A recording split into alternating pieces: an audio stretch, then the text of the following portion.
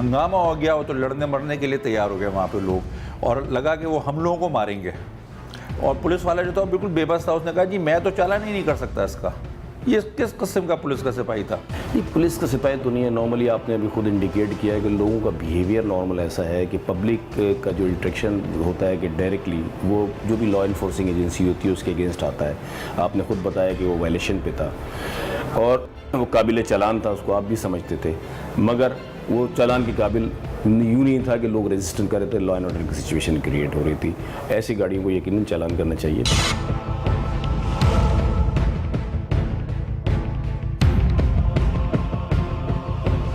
ये आपने helmet motorcycle को पहनाई हुई है, खुद क्यों नहीं पहनी? गर्मी बहुत लग रही है। देखिए आप माशाल्लाह पढ़े लिखे हैं जी। और हेलमेट की इम्पोर्टेंस को भी समझते होंगे। आप अपनी गर्मी की वजह से अपने पूरे ख़ानदान को थ्रेट दे रहे हैं, आपको इस चीज़ का अंदाज़ा है? नहीं, एक्चुअली यूजुअली मैं यूज़ करता हूँ डेली, इस वक्त मैंने रिमूव किया हुआ है। नहीं देखिए ना, ज़रूरी तो नहीं है कि जब आपने हेलमेट पहनी हुई एक्सीडेंट उसी वक्त हो। जी। खुदा न खासा देखिए, मोटरसाइकिल पे अमवात का जो शरह है 2 रोज़ की है, ठीक है, और ये सब हेड इंजरी से हैं। हेलमेट जो है इसीलिए पहनाई जाती है कि हेड इंजरी की सेफ्टी के लिए। जी जी। आप जिस वक्त ये उतार दी और वो खुदा न खासा उस वक्त एक्सीडेंट हो गया, फिर सही कह रहे हैं आप, बिल्कुल ठीक कह रहे हैं। देखिए ना, आपको पहनना चाहिए। ये बताएं, आपने ये हेलमेट रखी हुई है जी, पहनी क्यों नहीं? अभी अभी उतारी है। नहीं अभी आपको इसकी अहमियत का या तो अंदाज़ा नहीं है या आप पहनना नहीं चाह रहे हैं? नहीं नहीं, पहनना चाह रहे हैं, मैं तो पहन के ही जाता हूँ सुबह, मेरे को पता है इसके बगैर चालान हो जाता है।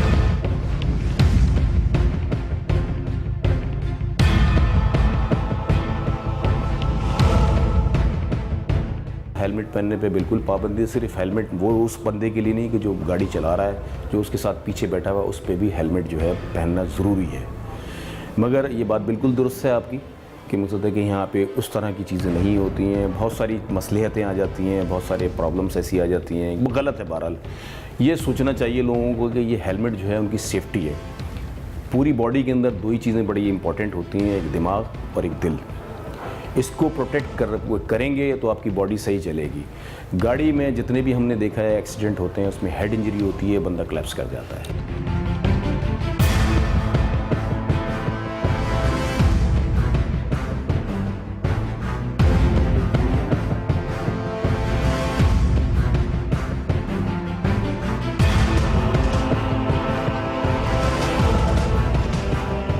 आप हेलमेट पहन के नहीं निकले, खुदा न खास्ता अगर आप स्लिप होते हैं और आपको हेड इंजरी होती है और अल्लाह ना करे, अल्लाह ना करे, अल्लाह ना करे आप इस दार फ़ानी से कूच कर गए, आपके ख़ानदान पे क्या गुजरेगी आपने सोचा?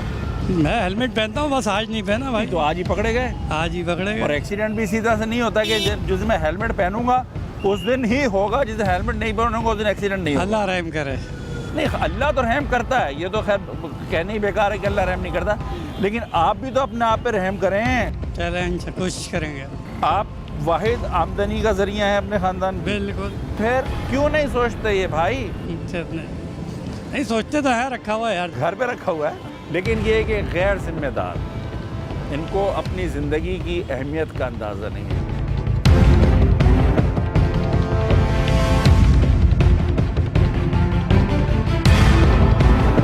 कोई ऐसा आदमी जो कि मोटरसाइकिल से गिर गया है और ज़ख्मी हो गया, उसके साथ कोई नहीं है, ऐसी सूरत में आप क्या करते हो? उसको हम पिक करते हैं जाए हादसा से, फिर उसको हॉस्पिटल लेके जाते हैं, उसके पर्ची बनवाते हैं वहाँ से, फिर उसका एमएल कटवाते हैं, फिर उसके बाद ट्रीटमेंट दिलवाते हैं उसको। फिर उसके बाद उसके विरसा को या उनके पास कुछ ऐसी शनाख्त मिलती है या फ़ोन नंबर या आईडी कार्ड है, उसकी बदौलत एड्रेस की वजह से हम उसकी मालूमात करते हैं। अगर नहीं मिलता तो फिर उसको जो है एमएलओ की कस्टडी में हम अपने पास से कवर करवा के सारी फॉर्मेलिटी पूरी करके एमएलओ के हैंड ओवर कर देते हैं। ज़्यादातर बाइक वालों को, रोड क्रॉस करने वालों के होते हैं, और ज़्यादा हेड इंजरी होती है, हेड इंजरी या फिर टांग वगैरह का मसला होता है।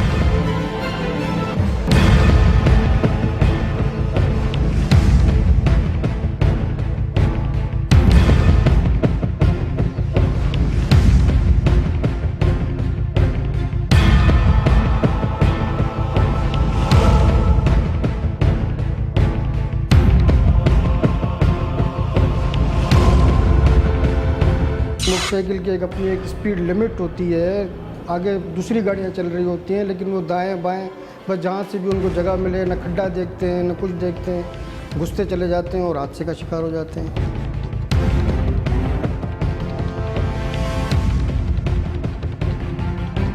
एक मोटरसाइकिल पे 6-6 आदमी मिलेंगे आपको, पूरी फैमिली मिलेगी, औरतें मिलेंगी, 2-2 औरतें मिलेंगी, 4-4 बच्चे मिलेंगे, जबकि बेसिकली मोटरसाइकिल सिर्फ एक आदमी या 2 आदमियों के लिए, और वो भी कम फासले की सवारी है।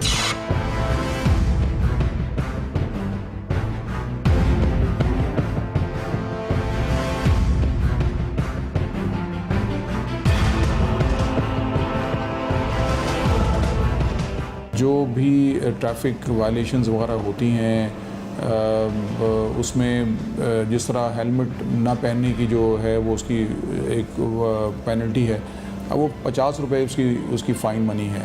तो ज़ाहिर है आपने देखा होगा कि मोटरसाइकिलिस्ट जो हैं जब वो एक्सीडेंट अगर होता है तो वो बड़ी एक सीरियस एक्सीडेंट होते हैं और जिसमें हलाकतें भी ज़्यादा हैं। ये अगर एक्सीडेंटल केसेस को अगर आप देखेंगे, स्टडी करेंगे तो ये जो मोटरसाइकिलिस्ट हैं ये हेलमेट ना पहनने की वजह से जो है हलाकतें ज़्यादा होती हैं।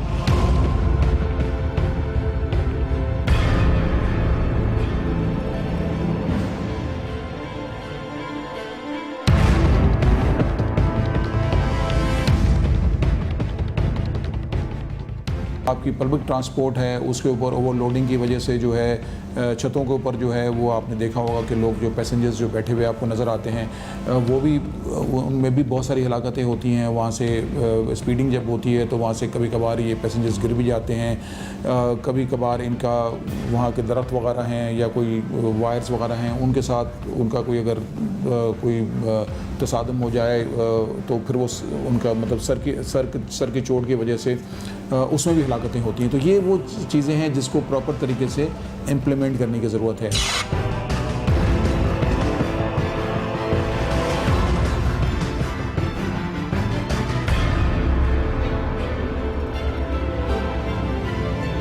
मेजॉरिटी ऑफ द केसेस जो होते हैं वो 2 केस टाइप के होते हैं। एक तो ऑर्थोपेडिक केसेस होते हैं या फिर न्यूरो के केसेस होते हैं। न्यूरो केसेस के हवाले से ये है कि चूँकि हेलमेट पहनने का रिवाज बेइंतहा कम है हमारे मुल्क में बिकॉज ऑफ दी अवेयरनेस ना होने की वजह से, तो होता यह है कि जब भी कोई रोड ट्रैफिक एक्सीडेंट होता है तो उसमें हेड इंजरी वेरी कॉमन, और जब कोई भी अनकॉन्शियस पेशेंट आता है तो उसको हम अननोन के तौर पे ट्रीट करते हैं। मेजॉरिटी ऑफ दी केसेस जो अननोन होते हैं उसमें हम 100% जो है सारी फैसिलिटी प्रोवाइड करते हैं, जिसमें सीटी स्कैन से लेकर के तमाम मेडिसिन से लेकर के और ऑपरेशन एक्सपेंसेस एंड एवरीथिंग।